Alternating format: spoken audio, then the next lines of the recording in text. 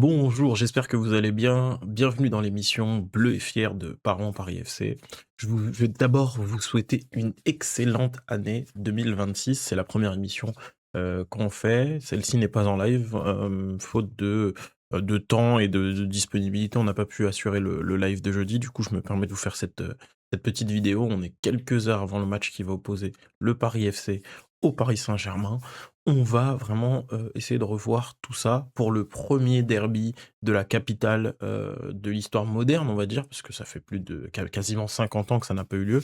On va en reparler, mais avant toute chose, je souhaitais vous souhaiter une bonne année en mon nom et au nom de toute l'équipe, Corentin, Basile, Mamba.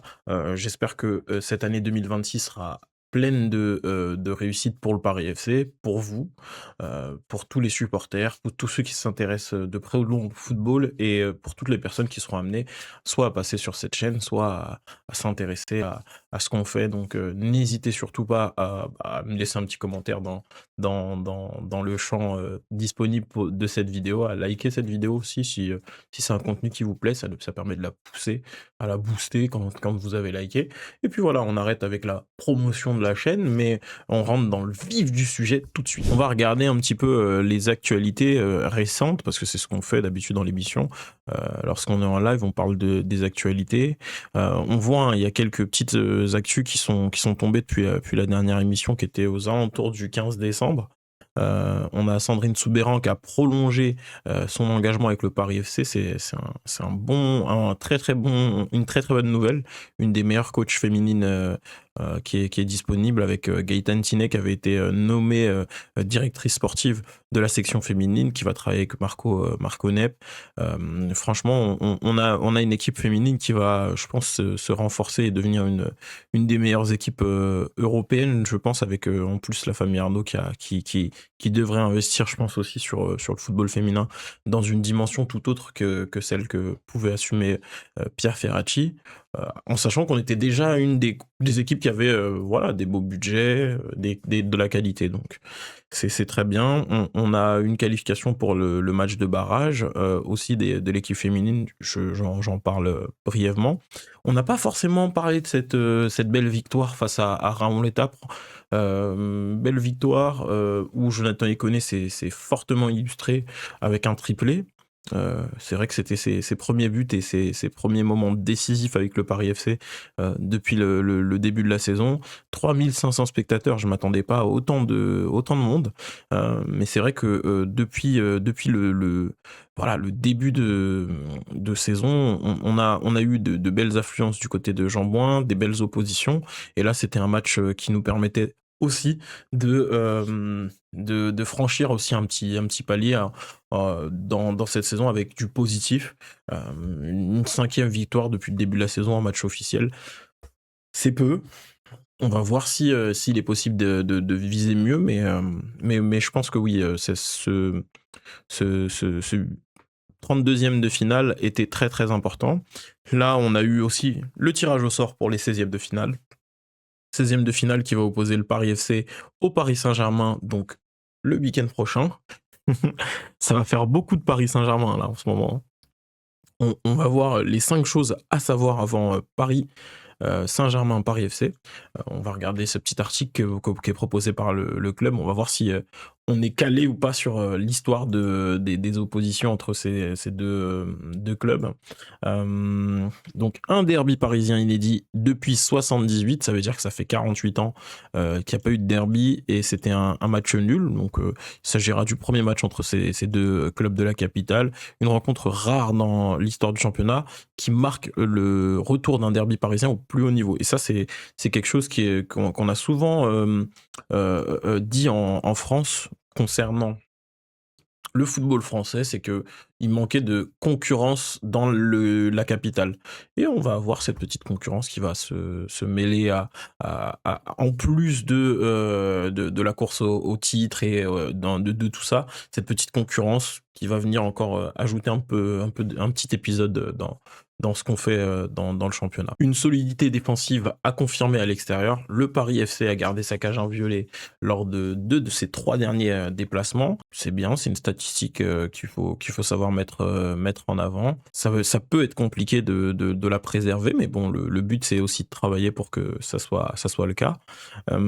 Retrouver de l'efficacité offensive après 2 matchs sans marquer en championnat, c'est vrai que c'était pas beaucoup arrivé l'année dernière.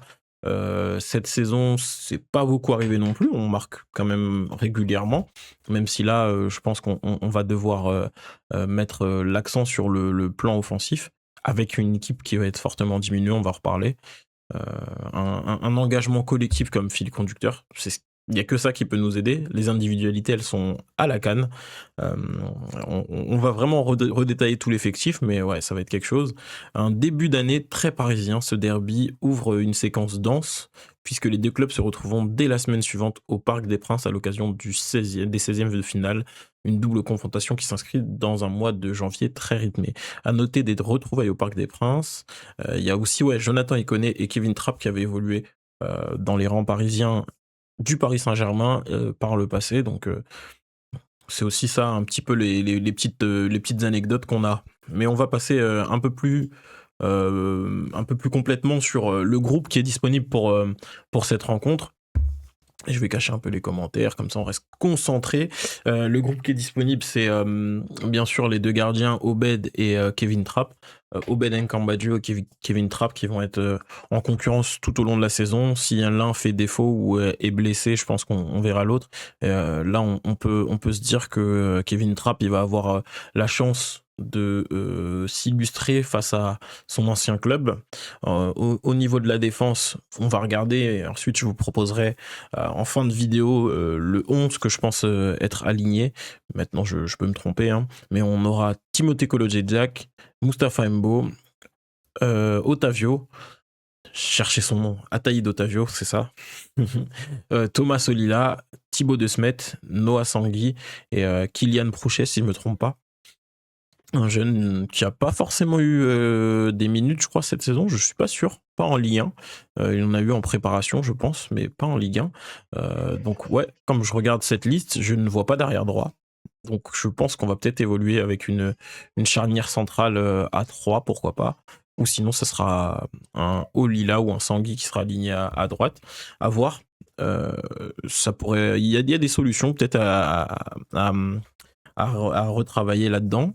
On a vu aussi le coach utiliser parfois des joueurs du milieu pour redescendre dans cette défense. Lohan Doucet qui est dans le groupe, Vincent Marchetti, Maxime Lopez, Adama Camara et Mathieu Cafaro. Donc le milieu, on a 4 milieux de formation. Mathieu Cafaro qui est plutôt un ailier, un 10, qui va être comptabilisé parmi les milieux. Ça peut être un joueur aussi de ballon qui peut aider le ballon à circuler. Dans les attaquants, on va voir Julien Lopez dans le groupe, Lamine Gueye, Alima Migori, Jonathan Iconé, William Goebbels et je sais pas, c'est Dao, mais je sais pas son prénom. J'ai pas son prénom. Petite surprise de pas voir notre ami Noah Diko. Dans ce groupe amoindri, j'ai dit amoindri, il fallait pas le dire, le coach a pas apprécié en conférence de presse, dans ce groupe un peu élargi parce qu'ils sont allés chercher aussi des jeunes et tout. C'est vrai que bon, c'est une petite surprise, on va regarder. Je vous avais préparé ça aussi, le ciné-foot.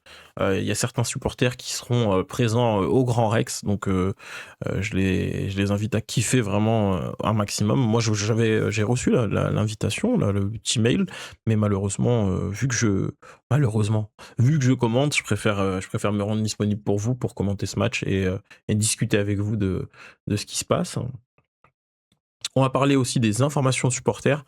Le déplacement au Parc des Princes, donc c'est autorisé. L'espace visiteur, il va ouvrir à 18h45, 2 heures avant le coup d'envoi. Le déplacement est complet et strictement réservé aux abonnés du Paris FC. Les billets sont nominatifs, une vérification d'identité sera réalisée à l'entrée du stade, donc il n'y a pas d'échange de billets. Ceux qui peuvent rentrer dans le stade, c'est que ceux qui ont été validés par le club. Il y a plus de 1000 places, je crois, qui ont été mises à disposition. Ils recommandent de passer par la ligne 9, etc. Merci d'éviter le parvis du stade Jean-Bouin. Voilà, couleur uniquement une fois à l'intérieur de l'espace visiteur, portez fièrement les couleurs du club. Donc faut essayer aussi de pas trop en faire avec ces écharpes du Paris FC. On va revenir je vous l'avais promis, on va revenir sur le groupe, voir un peu qui sont les absents, etc. On va le voir, là vous allez voir en bleu ciel les joueurs qui sont absents parce qu'ils sont à la CAN. Je vais me mettre peut-être sur une autre vue où vous allez aussi pouvoir comprendre aussi pourquoi c'est problématique. Attendez, dans données de performance, on va se mettre dans données de performance, dans les données de performance détaillées. On va aller sur un petit truc. Les meilleurs buteurs. Donc Ilan Kebal, Moses Simon. On va compter Jonathan Iconé, même si bon là on parle de la Ligue 1. Allez, on va mettre que la Ligue 1 parce que sinon c'est pas très intéressant. Les meilleurs buteurs du club. Je vais juste vous montrer quelque chose, ça c'est important. Ilan Kebal, Moses Simon, Jean-Philippe Crasso. On va pas parler de lui. Voilà, bon, ces 3 joueurs-là qui sont ceux qui ont marqué le plus de buts, même fait les plus de passes décisives en dehors de Maxime Lopez. Hein, ils sont pas là. Donc on a Ilan Kebal, Moses Simon, Jean-Philippe Crasso qui sont absents. C'est des joueurs offensifs. C'est les 3 à avoir vu la plus grosse production dans l'équipe depuis le début de la saison. Hein, 3 joueurs offensifs importants, on va dire, même s'ils ne sont pas tous dans le même état de forme ou dans un état de forme attendu. Voilà, ils ont leur importance. Ces 3-là, ils sont absents, ils sont à la CAN. Ensuite, on va regarder un petit peu dans ceux qui ont le plus joué. Hein, avant cette rencontre, Moses Simon, Jean-Philippe Crasso, Ilan Kebal. Bon, ok, très bien, c'est les 3 joueurs qui avaient joué tous les matchs. Ils sont pas là. Derrière, heureusement, on a Moustapha Mbo qui est pas allé rejoindre la sélection sénégalaise. Adama Kamara non plus, qui est pas allé rejoindre le Mali. Derrière, on va avoir Jebels, Maxime Lopez, Thibaut De Smet, Otavio, Chergui, il est à la CAN. Mince, Chergui, il est à la CAN, ok. Pierre Lesmelou, il est absent pour cause de blessure. Ok, mince. Amari Traoré, il est à la CAN. Bon, ok. Noadico, il n'est pas dans le groupe. Qui d'autre on a qui est à la CAN? Je suis passé devant. Amari, ok. Samir Chergui, bah non, c'est bon, j'ai tout dit. Donc ouais, on a, quand on regarde aussi ceux qui nous ont aidé à prendre le plus de points, c'est Timothée Kolodziejczak, Kevin Trapp, Pierre Lesmelou, Otavio, Adama Kamara, Noah Sangui. En gros, ceux qui étaient absents dans les défaites, hein. On va pas se mentir, c'est ça, hein, c'est un peu ça. Ceux qui ont été absents plutôt dans les défaites ou qui ont participé à des victoires. Je trouve le ratio de points donnés par Kevin Trapp est plutôt intéressant. Quand on regarde celui de Obed où il est un peu plus faible, hein, mine de rien, on prend un peu moins de points quand Obed est dans les cages. Mais après, c'était pas forcément les mêmes adversaires. Et il a joué plus de matchs, donc c'est vrai que si ça reste, cette tendance elle reste, je comprends pourquoi Trapp est aligné ce soir. On va essayer de faire durer cette tendance, je pense, du côté du Paris FC. Là, je voulais revenir aussi sur le Paris FC face au gros. Pas une seule victoire sur les 8 premiers du championnat. Il y a eu un match nul contre Lyon qui est 5e du championnat. Ça laisse pas forcément rêveur par rapport aux résultats qu'il pourrait y avoir ce soir. On se dit, Lens, ils nous ont battus en 8e journée. Marseille, on les a joués à la 2e journée, ils nous avaient battus. Lille, c'était la 13e battue. Lyon, franchement, le match, ils nous ont surclassés pendant 60 minutes. On a réussi à sortir une belle rencontre. Mais tu prends un point sur les 8 premiers du championnat. Ce qui fait qu'aujourd'hui, en fait, la dynamique, elle doit être un peu différente si tu es un promu ambitieux, en tout cas qui a la volonté de l'être. En deuxième partie de saison, il va falloir aller prendre des points chez les gros. Il va falloir que tu sois le promu gênant. C'est vrai qu'à part Monaco dans la première partie de tableau, et Monaco, il glisse vers la deuxième partie de tableau très tranquillement. À part Monaco dans la première partie de tableau, il n'y a aucune équipe que tu as battue.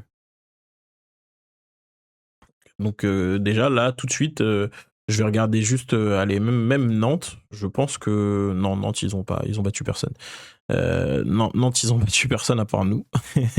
Allez, même Auxerre, je pense qu'Auxerre, ils ont battu quelqu'un. Auxerre, ils ont battu quelqu'un. Ils ont battu Toulouse, voilà. Exemple, Auxerre, ils ont battu Toulouse, ils ont fait 2 nuls contre les 8 premiers, parmi les 8 premiers. 2 nuls, ils prennent 5 points contre les 8 premiers, et nous, on en prend que 1. Ça va être compliqué, en fait, hein, la saison, si on reste sur cette dynamique-là. Là, quand je regarde Nice, ils sont allés chercher des points contre les gros et contre les équipes un peu middle. Ça a été compliqué. Metz, ils sont allés chercher des points chez les gros. Regardez, Metz, ils ont battu Lens. C'est l'une des seules équipes à avoir battu Lens. Ils ont battu Lens. Après, bon, ils ont pris des points contre peu d'équipes. Ils sont derniers du classement, c'est pas pour rien. Mais ouais, Lorient, un autre promu. Allez, on parle d'un autre promu. Lorient, ils ont quand même des points pris contre les gros. Regardez, contre ça fait 3, ça fait 9 points. 9 points pris sur les 18 qu'ils ont. Donc la moitié des points qu'ils ont pris, ils les ont pris contre des équipes de la première partie de classement. On doit mieux jouer dans ces matchs-là. Et je vais compter sur Stéphane Gilly pour nous sortir un 11 capable d'aller gratter des points, grappiller des points sur la pelouse du parc. Est-ce que vous préférez, et ça va être un débat que je vais amener un petit peu là en plus de cette vidéo de préparation, est-ce que vous préférez une victoire en championnat contre le Paris Saint-Germain ou en Coupe de France? Est-ce que, voilà, moi je pose la question, est-ce que là aujourd'hui, vous qui êtes supporter du Paris FC, au même titre que moi, est-ce que vous préférez qu'on gagne le match de championnat ou le match de Coupe de France? Si on pouvait choisir. Moi, j'ai mon avis. Il y a un match qui va te donner possibilité, pourquoi pas, d'aller gagner un titre. Il y a un match qui va te donner la possibilité de prendre des points et de te rassurer. Je pense que dit comme ça, vous savez vers quoi je vais me tourner. Si demain, on me dit, ah là, t'as la possibilité, enfin, avant ce soir, on me dit, t'as la possibilité de choisir, mettez-nous 3-0 aujourd'hui, ça va nous faire réfléchir. Le mercato, il va être encore un peu plus important à nos yeux. Et là, le week-end prochain, allez, une petite défaite 1-0 du PSG, moi, ça me va, moi. Et on va revenir un peu sur les enjeux parce que le PSG, qui est deuxième du classement, il doit recoller aussi à Lens qui a fait une très belle prestation contre, il me semble que c'était Toulouse. Ouais, il y a eu un match très important où ils ont su garder une certaine dynamique. Le PSG, lui, doit aussi élever le niveau et espérer recoller aux champions d'automne parce que c'est ça, hein, Lens qui a été champion d'automne. C'est une petite surprise quand même au niveau du championnat. On s'y attendait pas tous, pas vraiment même. Ils ont construit un groupe qui est très solidaire et qui continue à bien tourner. À nous de aussi déranger le PSG dans cette course au titre. C'est le moment, en fait, c'est le moment d'être le grand frère chiant, parce que c'est vrai que le Paris FC, c'est un peu le grand frère du PSG, le grand frère chiant du Paris Saint-Germain. C'est le moment, allons-y. Avant de redétailler le 11 que moi je vous propose et d'aller dans la dernière section, celle du prono, je voulais vous montrer, voilà, Mohamed Dao, qui est un jeune qui a été appelé dans le groupe pro en attaque, qui est actuellement à 5 matchs avec les U19, 5 matchs, 6 buts, on le voit, hein. Il a bien un triplé contre Caen U19, il a marqué contre le Paris Saint-Germain U19, espérons qu'il fasse de même ce soir s'il rentre. Il a été capitaine et buteur face à Dunkerque U19. Franchement, des belles prestations. Le Paris FC U19, il faut que je regarde où ils sont classés, mais ça me paraît être une équipe plutôt intéressante, en 6e du classement. Ils sont pas forcément aussi réguliers qu'on aimerait, mais ils sont parmi les équipes intéressantes. Il y a QRM, ça c'est assez surprenant, et Valenciennes qui sont parmi les équipes qui lead ce classement des U19 pour le groupe A. On voit, hein, c'est pas un groupe très très simple, hein. 4 descentes, 2 promotions, enfin 2 derniers tours, 4 descentes. Il y a de la pression, tu joues le Paris Saint-Germain, tu joues Lille, tu joues Le Havre, c'est des gros centres de formation, et t'as le Paris FC qui est quand même assez régulier là-dedans. Voilà, hein, mine de rien. Je voulais vous montrer ça. Kylian Niboy, je pense que c'est le fils d'Hervé qui joue au même poste, hein. 17 ans en défense centrale. Espérons qu'il perce un jour et qu'il soit capable d'arriver au niveau de son papa et au niveau d'importance de son papa au club, parce que franchement ça a été aussi un très très bon joueur. Kylian Prouchet qui est arrivé lui aussi de Reims. La connexion Kebal, Mbo, je crois que c'est à la couche. Non, à la couche il vient de Metz, je crois. Mais ouais, non, il y a eu beaucoup de transferts entre Reims. Sanguy d'ailleurs, ouais, Sanguy. Là il y a Prouchet. Et ben on va voir si Kylian Prochet peut aider l'équipe ce soir. C'est un arrière droit qui est utilisé en sélection avec les U20, qui a fait 6 matchs avec les U20, on le voit, hein, c'était des matchs plutôt en 2024-25 et les dernières rencontres, il était pas du tout appelé. La Coupe du Monde du 20, il l'a pas faite alors qu'il a fait une bonne partie des qualifications. Euh, c'est dommage pour lui, mais bon voilà, c'est ce on peut se rappeler de ça. Euh, et oui, les oppositions hein, qui ont eu lieu dans l'histoire en Ligue 1, il y en a eu deux, c'était en 78-79. Donc voilà, on le voit, hein, 17 décembre 78, le dernier match. On est plus de 40 ans après, plus de 45, quasiment 48 ans après, 47 ans après, il n'y a toujours pas eu de victoire entre le Paris Saint-Germain et le Paris FC. Et j'espère qu'on restera au moins sur ce résultat-là. Et sinon, si ça peut être une victoire du Paris FC, je ne crache pas dans la soupe. Mais bon, c'est vrai que, comme je l'ai dit, hein, si on doit gagner un match, c'est peut-être plus le 16e de finale qui va nous permettre d'espérer, pourquoi pas un titre. Et cette dernière rencontre de la saison qui sera à domicile pour le Paris FC, pourquoi pas, si on doit gagner une rencontre contre le Paris Saint-Germain, je pense que je préfère que ce soit dans notre stade en fin de saison pour se sauver, pour pourquoi pas espérer un peu plus grand, ou en Coupe de France de manière à espérer aller plus loin que les huitièmes. Enfin une saison où on pourrait prétendre à un peu plus. On est en Ligue 1, s'arrêter en 16e de finale contre un ogre comme le Paris Saint-Germain, ce serait pas catastrophique, mais bon, ça sert pas non plus le club. Et on va revenir juste sur le 11. Voilà, je vous ai ouvert le groupe ainsi que mon tableau tactique. On va juste, dans ce tableau tactique quand même, voilà, on va mettre un fond noir, hein, de manière à pas forcément vous dévoiler toutes les infos. Non, non, je rigole. Mais concrètement, sur le banc, on va avoir un Julien Lopez, on va avoir un Lamine Gueye. Est-ce que Lamine Gueye il pourrait pas avoir son utilité dans un match comme celui-ci? C'est un joueur d'expérience qui peut évoluer peut-être sur les deux ailes. Je sais que pour moi, hein, Jonathan Iconé sur titulaire, au vu de ce qu'il a produit sur les dernières rencontres, pourquoi pas? On va avoir le droit à un 16e match de Goebbels 16e match, Lamine Gueye. Moi, franchement, j'aimerais bien voir Lamine Gueye titulaire. Euh, Après, ça peut être Gori. Dans un premier temps, il va nous faire un truc comme ça. Un Gori, tac, tac, avec un Jonathan Iconé comme ça. En gros, je pense que ça, c'est le plus probable.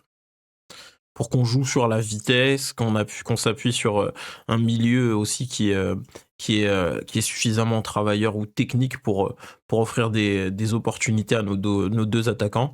Je pense que si tu fais ça, dans un match comme celui-ci, et on va juste sortir pour moi au bête parce que Trapp il a quand même cet avantage d'avoir plus d'expérience et de rassurer. Moi je pense que dans un match comme ça, si tu fais ça, ou si peut-être t'inverses Marchetti et Maxime Lopez, je trouve que c'est mieux de mettre Maxime Lopez peut-être plus proche des défenseurs. Euh, Après, je sais que Maxime Lopez, il aime bien se projeter, il aime bien être libre. Ça peut être un peu les deux qui vont intervertir avec un schéma un peu plus comme ça, où tu vas avoir... euh, j'aimerais bien qu'on soit plus sur un schéma comme ça, ou une animation un peu comme ça, que on a travaillé déjà ça contre des gros. Je vais me mettre en grand écran. On a travaillé déjà ça contre des gros, notamment contre Marseille, notamment contre, je pense, Monaco. On avait joué comme ça, avec une défense à 5 à peu près, sachant que Marchetti n'est pas un défenseur, mais plutôt dans un rôle de milieu défensif très, très, très, très bas en début de match pour justement amener l'adversaire à se poser des questions sur l'axe, pour renforcer aussi l'axe. Un Camara qui va être assez bas aussi, et qui vont essayer de combiner très rapidement pour se projeter vite vers l'avant, avec un Jonathan Iconé qui va avoir de la liberté. Et j'aimerais bien qu'on joue un peu dans le dos de la défense au-dessus.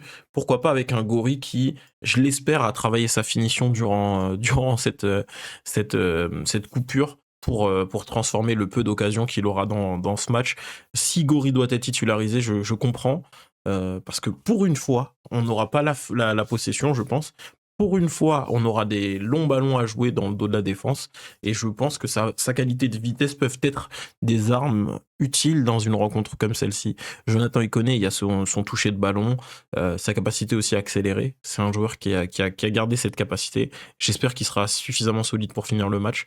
Mais c'est que dans ce schéma-là que je nous vois performer, c'est-à-dire que tu as un Goebbels qui peut être utilisé pour sa vitesse, mais j'inverserai du coup, qui peut être utilisé pour sa vitesse aussi, il est pas non plus lent, il est plutôt dans l'évitement, je le mettrais plus en une sorte d'ailier gauche, Gori une sorte d'ailier droit pour écarter, avec un faux 9 qui serait même un 10, Iconé qui viendrait combiner avec les milieux, qui aurait probablement beaucoup de mal à ressortir le ballon, et un Marchetti qui serait devant la défense, qui serait là pour les aider aussi avec des solutions de passe courtes, Embo et Otavio. L'autre solution, c'est peut-être pas de Marchetti, ou de Camara, je sais pas, l'un des deux qui serait pas là, avec un Kolo Djak qui serait aussi dans ce trio, pour avoir vraiment maximisé vraiment la qualité défensive, même si je trouve que Kolo Djak sur le jeu, quand tu dois courir vers ton but, il est vraiment plus bon, mais si tu fais ça, ou sinon tu peux sortir un Gori et tu comptes sur Marchetti, tu densifies un petit peu ton milieu, t'essayes d'avoir deux mecs devant qui vont profiter des coups, avec trois mecs devant la défense qui vont essayer de se battre au milieu pour tenter de garder le ballon, et un Kolo Djak, moi, qui pourrait, je pense, avoir toute son utilité dans une défense à 3. Mais pour moi, c'est le schéma que tu dois essayer d'adopter pour gêner le Paris Saint-Germain qui va arriver quand même avec une équipe diminuée. J'en avais parlé tout à l'heure, on va en parler très brièvement du Paris Saint-Germain. Le Paris Saint-Germain qui va arriver avec une équipe quand même qui est privée de quelques cadres, ou qui va pas se reposer sur des cadres dans le meilleur de leur forme. Safonov qui est absent. On a Lucas Chevalier qui sera présent. Ils vont pouvoir compter sur quelques défenseurs, hein, ils sont quasiment tous là. Hakimi qui est à la CAN, Kang-in Lee qui est absent, Quentin Djantou qui est blessé, il y a Ibrahim Baye qui est à la CAN aussi, Ousmane Dembélé qui est revenu de blessure, mais je pense voilà, cette saison, c'est une saison un peu de purge, hein, pour lui. On le voit, hein, il est revenu de blessure, il était malade. Euh, Ce serait ses premières minutes là depuis un petit moment. Il a pas beaucoup joué cette saison. Donc ouais, il y a le Ballon d'Or quand même sur le terrain. Faut pas négliger ça. Donc ouais, on va voir qu'est-ce qui est proposé par le Paris Saint-Germain en perspective là, en prévision, pardon, de cette rencontre.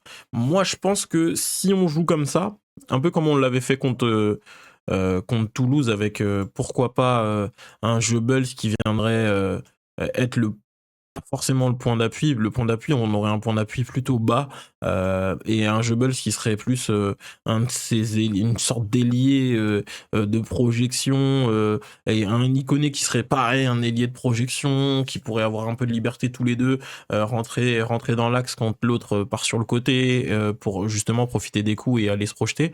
Je pense que cette animation-là, elle peut permettre au Paris FC de prendre peut-être un point, parce que ben tu vas pas forcément chercher à avoir le ballon, tu vas chercher à bien défendre dans ta surface, à pas trop mal ressortir quand tu en as besoin et quand tu en as la possibilité, et à pouvoir te projeter. 5-4-1, ça pourrait être un schéma qui me va bien. Le 5-4-1, plutôt axial, avec pourquoi pas un Iconé qui peut partir sur le côté, ou un Goebbels qui peut partir sur le côté. Ça me dérangerait pas si c'est Gori et Iconé, deux joueurs de vitesse, plus ces trois milieux-là qui vont travailler. Et si tu mènes, par exemple, et qu'on est à la 60e, tu fais rentrer un Loan Doucet, tu fais sortir un Marchetti qui, pour moi, s'il doit défendre tout un match, il va forcément provoquer quelques petites erreurs, quelques petites pertes de balles dangereuses. Et pourquoi pas garder un Marchetti dans cette défense. Mais bon, c'est pas forcément comme ça que j'ai envie de l'utiliser. Et après, il y a les jeunes. Les jeunes, je les ai pas vus. Si me titularise un Prouchet, moi ça me va. S'il me titularise un Olila à la place de Sangui sur le côté droit, ça me va aussi. Olila, il a du ballon, il sait jouer les coups. Par contre, il est peut-être un petit peu moins physique que Prouchet ou que Sanguy. C'est peut-être là-dessus où on peut se poser la question de Olila titulaire. Et l'autre solution, c'est aussi peut-être de densifier, de se mettre avec un Otavio, les trois dans l'axe, de se mettre Otavio et un Sanguy. Ça peut être aussi une solution. Par contre, ça fait beaucoup de gauchers dans ta défense. Et puis pourquoi pas Marchetti devant comme ça. Moi, franchement, c'est ce que j'essaierai de faire pour gêner un peu le Paris Saint-Germain et leur montrer un truc qu'on n'a pas forcément montré tout au long de la saison. Défendre à 5 avec une équipe qui a aussi des contre-attaquants en la personne d'Olila et de Sangui, des contre-attaquants plutôt intéressants. Olila, le fait de mettre un gaucher à droite, ça permet aussi d'avoir des facilités pour qu'il puisse trouver des passes simples, soit en retrait, soit dans la transversale, mais pas forcément la même capacité de percussion parce qu'il sera pas sur son bon pied, il sera défendu par des joueurs qui sont généralement plus physiques que lui, plus pertinents que lui aussi dans l'aspect technique. Voilà, c'est aussi ça, ça peut être le faciliter à jouer comme ça. On va terminer cette vidéo avec mon pronostic. Mon pronostic, moi, pour cette rencontre, c'est dur à dire, hein. Franchement, j'aimerais bien une courte défaite. Je vais croire que le coach est capable de trouver la bonne alchimie pour permettre à son équipe de prendre des points du côté du parc, mais je pense qu'on va être trop diminué par les absents à la CAN, à savoir Moses Simon, Ilan Kebal, Jean-Philippe Crasso, euh, même Chergui ou Traoré, ça peut peser en fait. Et du coup, je pense que ces absences-là, elles vont peser trop lourd dans la balance pour qu'on trouve une certaine régularité. Je pense que dans la rencontre, on va pas être très, très présent. Par contre, au niveau du résultat, je vais croire au match nul un partout, où on est un peu déçu du Paris Saint-Germain et très surpris par le Paris FC. Je vais croire à ça, ce scénario-là, mais on n'est pas à l'abri d'un gros 2 ou 3-0 comme ça là sur un match de reprise. Je pense que les joueurs ils sont bien préparés. Je pense que le coach il s'est très bien préparé pour cette rencontre. Je vais croire qu'il est capable de nous proposer quelque chose de différent où on va se dire tous, on est chaud quand même. Et là, je pense que ça pourrait être bien. Mais je pense ouais le 1-1 il est envisageable. Il y a un scénario où ben, on arrive à marquer très tôt dans le match et ils ont du mal à débloquer notre bloc. Je vais vous remercier. Je veux vous remercier d'avoir suivi cette vidéo. N'hésitez pas à me dire dans les commentaires ce que vous pensez, vous, quel est votre prono, parce qu'on reviendra dessus. On reviendra dessus. On vous voit, hein.